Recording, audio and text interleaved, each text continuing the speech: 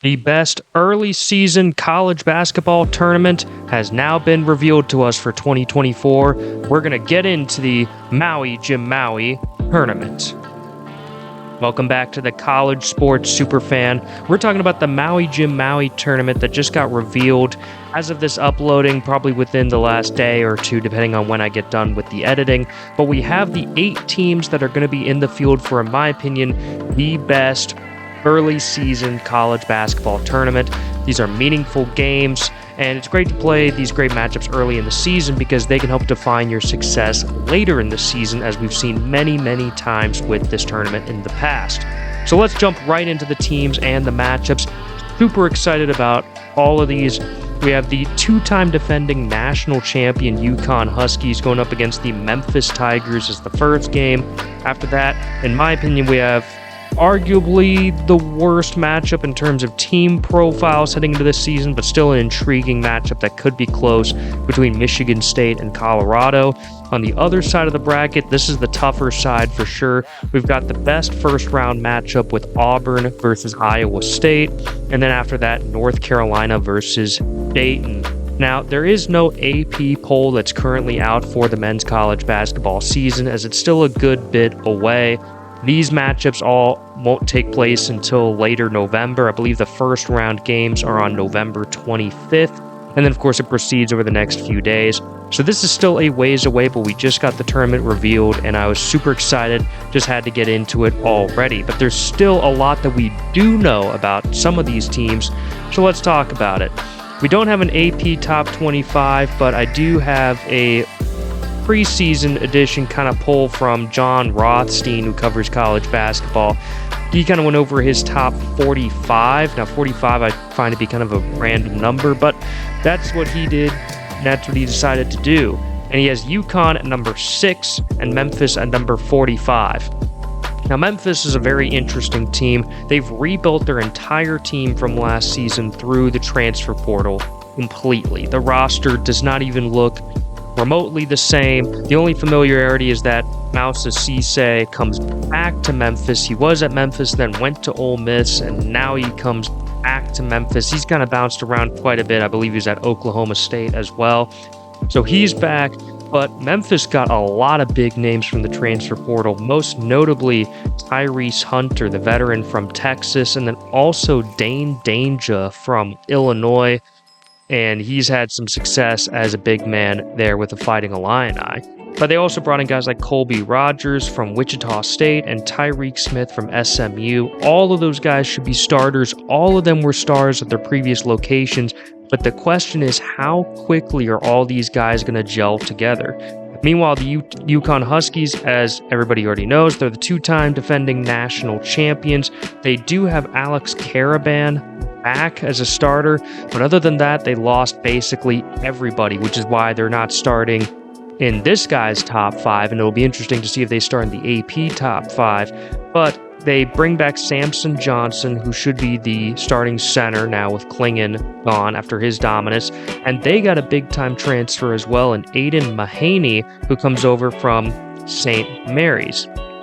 So the Huskies, still a legit team, but they definitely lost a lot. Still, Dan Hurley is the head coach. I think he's going to have the guys ready for this matchup. Memphis, to me, their team just hasn't gelled together yet. Yes, they got a lot of veterans, but they haven't played together before, and this is early in the season. To me, UConn wins this game probably pretty easily, but Memphis is a team I'd keep an eye on for later in the season.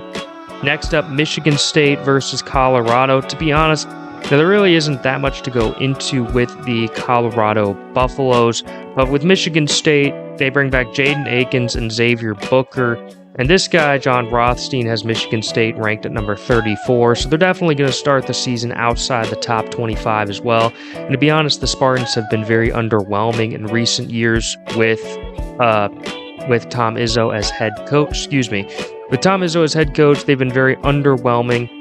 And it seems like they're just not heading in a good direction. I do think Izzo is going to retire probably pretty soon. He's been coaching for over a couple of decades, and they haven't really been towards the top of college basketball. They've been in the middle, they've been making the tournament, but they just haven't been towards the top. I do think they get past Colorado, though, as the Buffalo. Probably not going to be very good, especially after losing star freshman Cody Williams to the draft. And overall, they should easily win this game. Next up, we have the most exciting matchup of the first round. It's Iowa State and Auburn. This is a game that, depending on how these two teams start, could be a top 10 matchup in the first round of the Maui Tournament. You have the Auburn Tigers, who have Janai Broome, who's back once again as a veteran for the Tigers, and Furman transfer J.P. Pegues, who, if you saw the NCAA tournament, as most people did, you saw how legit he was for the Furman Paladins. Overall, though, I'm actually not that high on this Auburn Tigers team, so I'm just going to say straight up, I think Iowa State wins this game pretty easily. The reason why, it's not so much hate against Auburn, even though I'm not as high on them as Rothstein is, for example, who has them at number 12. But the Cyclones have a veteran group of guys that have played together for a long time. Here's who they're bringing back with their squad. Taman Lipsey, Keyshawn Gilbert, Curtis Jones, and Milan Momcilovic, who were all starters all together on this same team last season. Plus, they bring in a really good transfer in Deshaun Jackson from Charlotte. I just think this roster early in the season is going to be one of the best rosters in college basketball. Now, as the season progresses, sure, I can see a world where Auburn is better than Iowa State, but right now in November, I just can't pick the Cyclones to lose to the Tigers. In this one, I think their team is super loaded and super dangerous. Next, North Carolina versus Dayton. North Carolina, I think, is going to win this one pretty easily. I'm not quite sure what to expect out of this Dayton Flyers squad, but I do know that the Tar Heels bring back R.J. Davis, who's going to be arguably the best guard in the entire country, maybe the best player in the entire country, now that Zach Edey is gone. They have Elliot Cadeau in the backcourt with them. I think Cadeau takes a huge step forward as a sophomore. He showed some potential as a freshman. Again, he's a former really highly touted recruit. I think he really takes another step forward in his sophomore season. They also bring in overtime elite star Ian Jackson, as well as a Vanderbilt transfer in Ven Lubin, who's got big shoes to fill, filling in for Armando Bacot. How quickly can the former Commodores star fill in that role? That remains to be seen, but North Carolina, they got themselves a legit team. They're going to be a top 10 team, and Dayton's been known to pull off some upsets, but I'm going to lean towards the Tar Heels in this one. That means that my semifinals matchup is UConn versus Michigan State on one side, and then Iowa State versus North Carolina on the other side. Let's just get through this quickly here. UConn is going to beat Michigan State. I am not betting against the Huskies for either of their opening matchups. They're still too deep despite all that they've lost, and the other teams just talent-wise don't have enough to match up with the Huskies. Dan Hurley gets the team into the Maui Championship, where UConn will play for their third Maui title in team history. They've won two before, which were 2005 and 2010. On the other side, you have Iowa State versus North Carolina in the semifinal. This is going to be an epic game. Based on what we saw last year in the Maui Tournament, the games almost never disappoint. The games were super close last year. I'm thinking of classic games like Tennessee versus Purdue or Purdue versus Marquette in the championship game, which was fantastic performance. Also Marquette versus UCLA, where the Bruins almost pulled off the upset. There were just some great matchups last year in the Maui Tournament. I think we're going to see the same thing here. This game, I think, goes down to the wire, but I gotta be honest, I went back and forth on this one. But I just think the Cyclones are going to get the job done. I know Tar Heels fans are going to hate me for this one, but Iowa State, early in the season, I'm telling you, I think they're going to be dangerous. Rothstein has them ranked number 5.